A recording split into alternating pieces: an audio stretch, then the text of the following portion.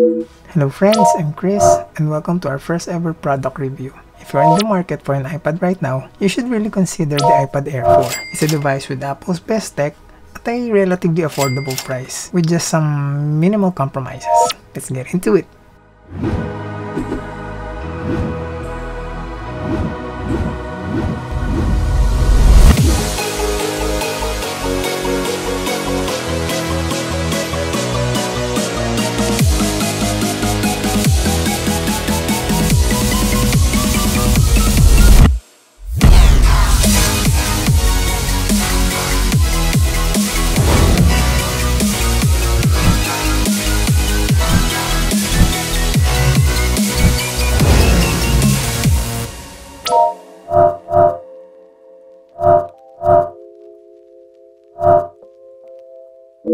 First and foremost, the new design.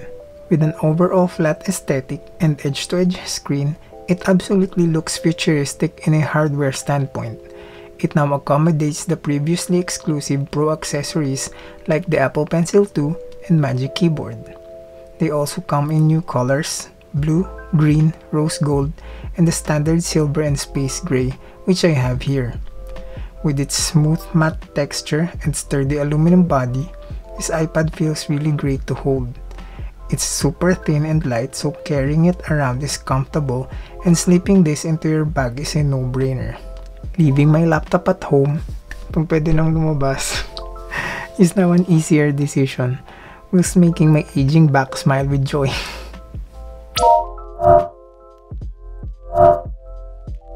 The new 10.9-inch display is a great size for both content creation and consumption. Artists and illustrators will appreciate this for sure. Thanks in part to the Apple Pencil 2 and the laminated screen, interacting with your device feels a lot more natural. You can comfortably see images thanks to its 500 nits of brightness. Viewing angles and color accuracy is also outstanding, perfect for drawing, photo editing, and video consumption. Paired with that eye candy of a screen are stereo speakers that gets you immersed on your content, may it be for music, movies, or even games. It's surprising how a speaker on such a thin device produces sounds as good as this.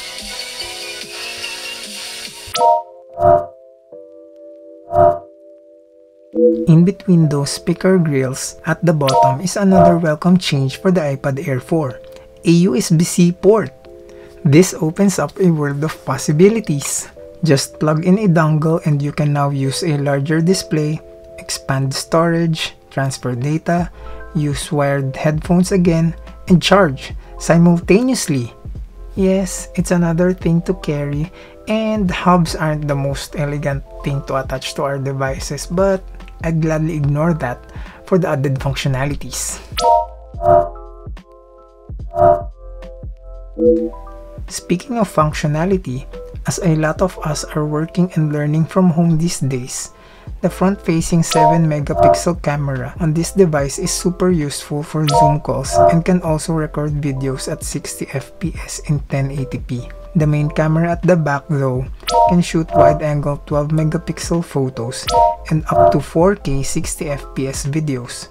I mostly just use this for FaceTime and some document scanning, but in any case, you have it at your disposal if the need arises, and you'll be sure that photos and videos you take will look great.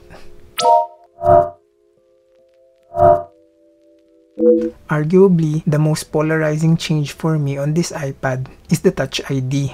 Don't get me wrong, it's great, it's fast, secure, and accessible in almost any orientation. But I feel that the elongated shape is the troublesome part here. As it's also slim, it can only scan so much of your fingers that I fail unlocking the device more than I want it to. Again, not a deal breaker. It just boils down to personal preferences. Making this device run crazy fast is Apple's A14 Bionic chip that has 6 CPU cores, 4 GPU cores, and 4 GB of memory. I don't care much about those numbers as the performance of this iPad is already overkill. Drawing on it is flawless, playing graphic-intensive games is smooth and enjoyable, editing native 4K videos shows virtually zero frame drops. Just think of it this way, whatever task you throw at this iPad, it will handle without flinching, while keeping that 10-hour battery life easily achievable. Apple doesn't make that much accessories, but when they do, I'll bet you it's gonna be freaking expensive. And of course, well built and well designed.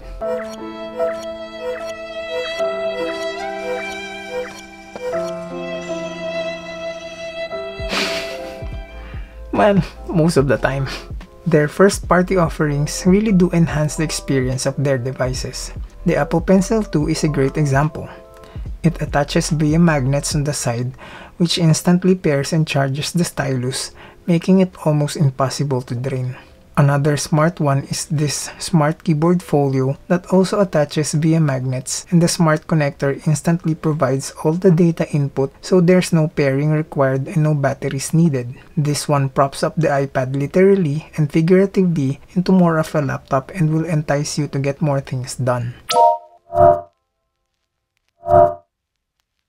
Working off an iPad is a reality for a lot more people now thanks to iPad OS 14.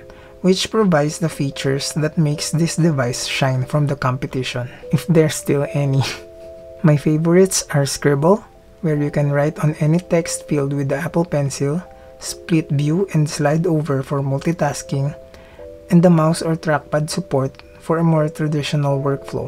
Overall, this is a great software experience, but it still has its quirks. My biggest pet peeve is that file management is still confusing AF.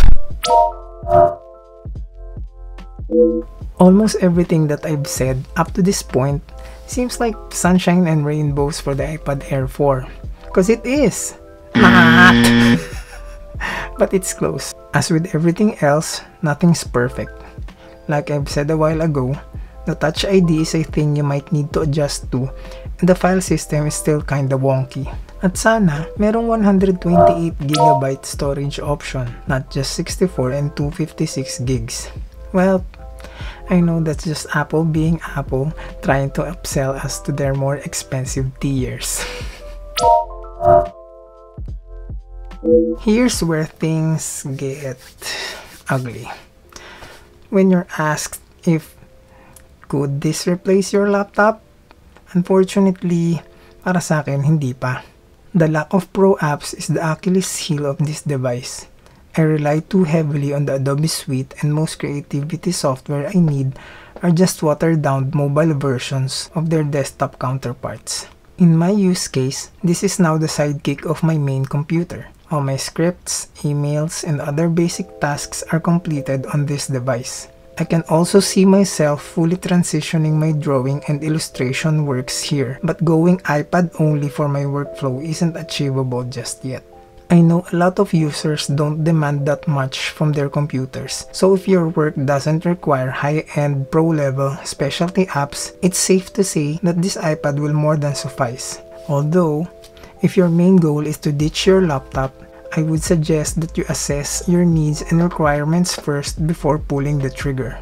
At the end of the day, having both a laptop and tablet would be the best case scenario.